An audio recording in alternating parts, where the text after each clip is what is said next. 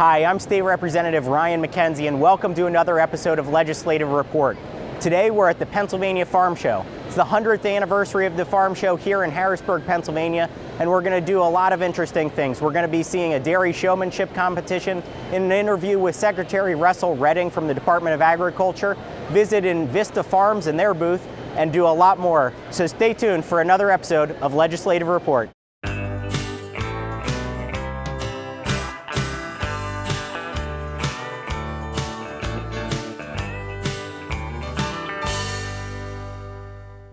Hi, I'm State Representative Ryan Mackenzie, and welcome to the Pennsylvania Farm Show. This year is the 100th anniversary of the Farm Show, and right now I'm joined by the Secretary of Agriculture here in Pennsylvania, Russell Redding. Thanks for joining us, Great to see you. Secretary. Welcome. Great. Thank you for being here. Well, tell us a little bit about the Farm Show and what we're going to see today. Well, you know, you've got 8 days to tell the story in Pennsylvania about agriculture. Very honored to have the responsibility, but also really the task, I think, of presenting agriculture. You're going to see a lot of new things this week. Oh, great. You're going to see farm to shelf. We're in that area right now, and the concept was really to try to take some of the mystery out of how does this really work from production to consumption, right? We spent a lot of time and energy in the department in Pennsylvania doing that, but it's probably not well understood. You're going to get a chance here to look at being introduced to farmers, who actually does this work, how does it work, some of the latest technology, great food, of course, and a lot of good competition. That's great. Well, you mentioned Farm to Shelf. It's one of the big initiatives of the department to educate the public on agriculture and where their food comes from. There are also a lot of students here at the Farm Show involved with all different types of activities. Tell us a little bit about how you engage students and young people from the department. Yeah, so we have the FFA, of course, in Pennsylvania, very proud of the organization, a lot of 4-H members who were here throughout the week, both as volunteers and as exhibitors, of course, in the show ring.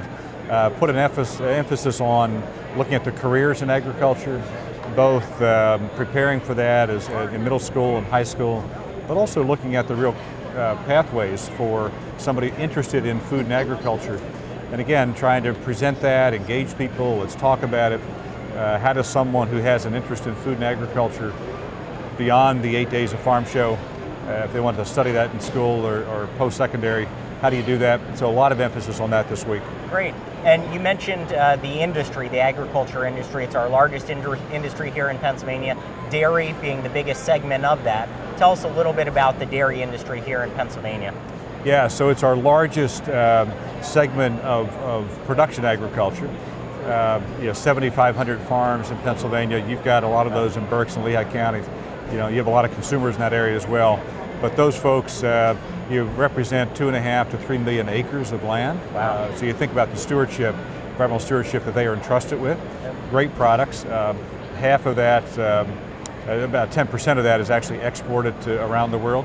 We've seen the influence of China the last couple of weeks and couple of months, put some pressure on production agriculture, but that whole sort of fluid milk, farm to shelf, it all comes together in the dairy industry. Yeah. What's your favorite part of the Farm Show? We're at the 100th Farm Show, so there's a lot to see, a lot to do. What do you like to particularly visit or do while you're here? Yeah, you know, it's hard to choose one, but I'm reminded after yesterday of just watching kids in a show ring with livestock, very competitive, right, earning that blue ribbon.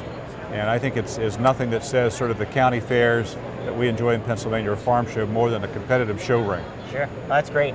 Now there are some other programs just very quickly we want to touch on. PA Preferred, Homegrown by Heroes. Tell us a little bit about those. Yeah, so PA Preferred has a long history with the Department of Agriculture. It took us a while to sort of find that right symbol that would both embody the diversity of PA agriculture but also have some integrity. So it's not just a marketing program, it really has to be managed at the farm. And so that's the logo, it's the blue keystone with a yellow check mark, and that signifies what to well, individuals? It signifies Pennsylvania produced processed products, all right? Okay. So you see that, you know it's actually produced here, processed here. Great. So it's important to make that connection, right? Yep. Throughout the year. We do it here easily in the food court, but what about the rest of the year? So look for that PA Preferred symbol.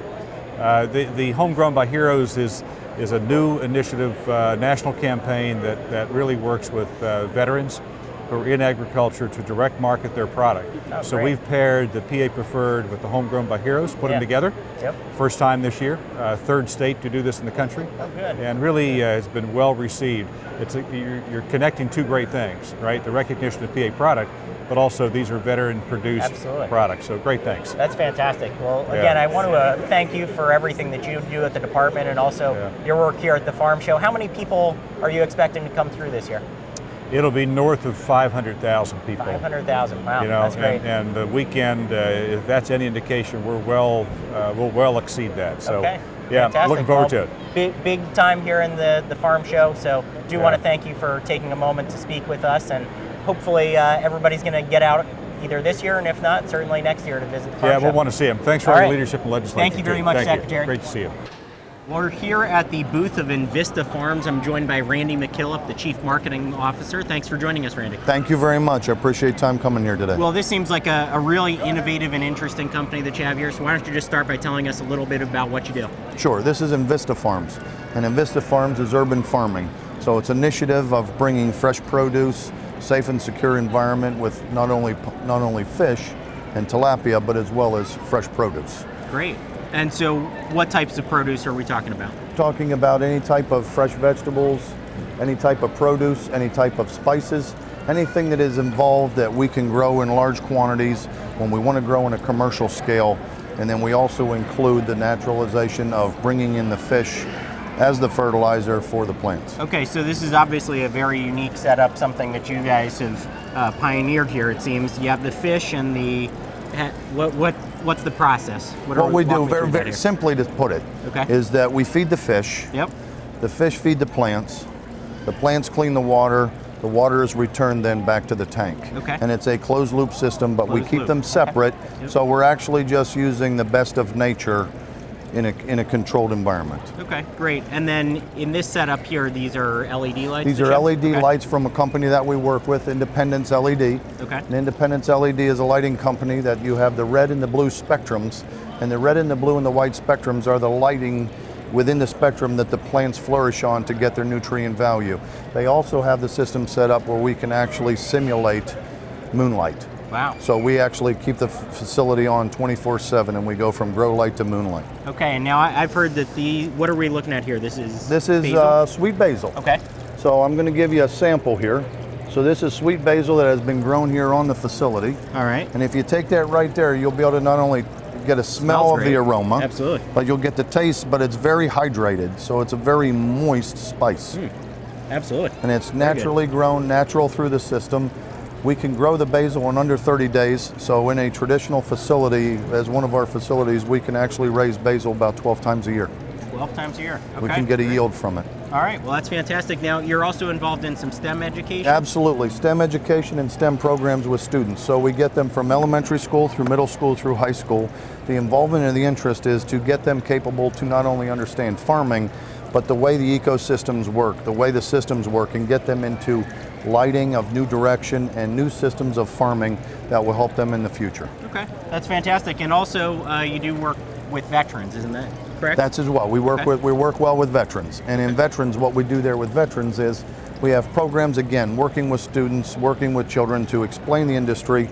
We have veterans programs where they can come in and also become then a member in a full society where they could actually get this system up and going for themselves, for veterans, and be able to create jobs. Well, that's fantastic. Well, again, we thank you for everything you do with the community, veterans and students, and also it seems like a great company that you have here, so good luck with all your endeavors.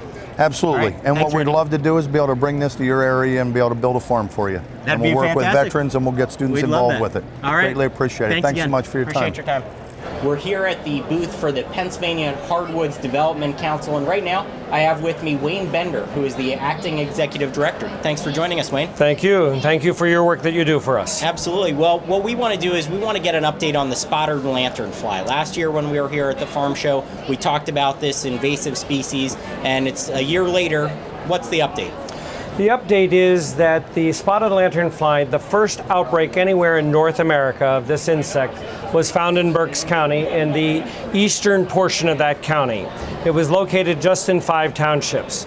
Since last year, last summer and through the fall, we were able to hire through a special grant through USDA funding to do site surveys and to do public education.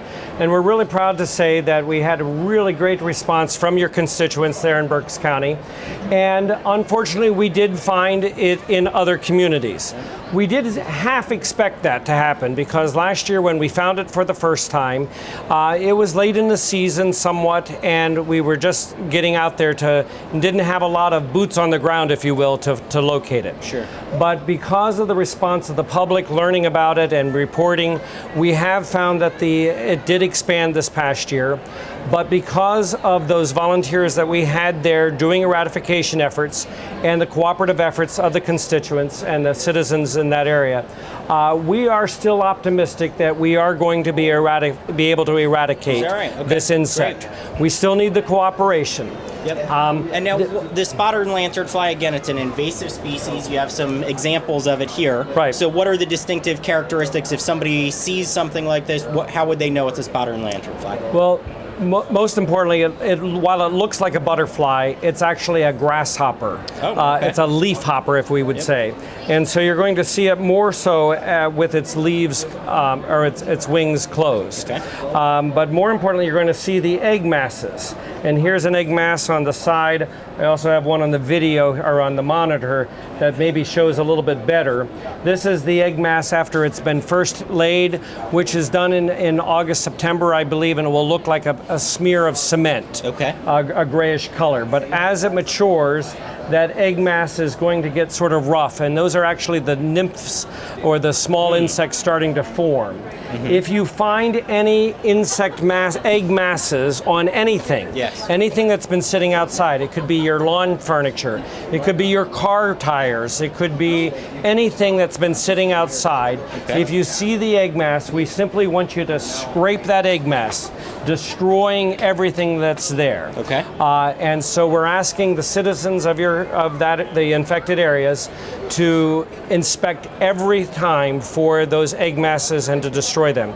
The Department of Agriculture is distributing these egg scrapers, as we call them. It's like a hard plastic credit card, simply to remove those egg masses before we let any egg mass go out, especially on any firewood. And again, all of that area, we don't want any firewood being moved out of the area because of the potential. So that's a concern. And now on here you do have a map. Let's take a look at this map. This shows where the spotted lanternfly has already been found. Is that correct? Exactly. Okay. Initially it was found just in eastern Berks County and limited to 5 townships. And you can see it did expand this past summer to surrounding townships in Montgomery County as well as in Bucks County. Wayne, we thank you for your time today. We appreciate you telling us about the spotted lanternfly, what we can do as the public to help eradicate it and protect our agriculture. So thank you again. Thank you. The VIP Dairy Showmanship Competition is an event here at the Pennsylvania Farm Show. It involves about 10 individuals showing cows from across the state. And tonight I was showing Hart, a black and white Holstein from Leesport area, and it's raised on a farm, Mike and Holsteins. Our team came in first place. I'm joined by Tanner and Hart. Tanner, tell me a little bit about yourself and Hart here. I live in Berks County, Leesport. Yep. And what's the name of your farm? Mike and Holsteins. All right. And we had Hart here today. Yep. Tell us about Hart. She's a spring calf. She was born March 6th. And that's basically it. She's a black and white Holstein. Very well behaved. Yep. You did a great job today. Yep. You were a great coach. So I want to thank you for that. And again, we finished. Our team finished in first place. Yep. Congratulations. Yep, you too. The agriculture industry is our largest industry here in Pennsylvania. And then within that, the dairy industry, the dairy sector, is the biggest part of the agriculture industry. So very important for us. Lots of farms across the state, both producing milk and also producing butter and all the other byproducts of that. So really a big industry, creates a lot of jobs, a lot of economic output, and a lot of great agriculture. Thanks for joining us for another episode of Legislative Report. We had a great time here at the Pennsylvania Farm Show. We saw and did a lot of exciting things. Behind me is the food court, lots of great food that we're going to go check out. Make sure that you get to the farm show next year. It takes place every January here in Harrisburg. It's a great opportunity to experience agriculture firsthand. So please join us for another episode of Legislative Report.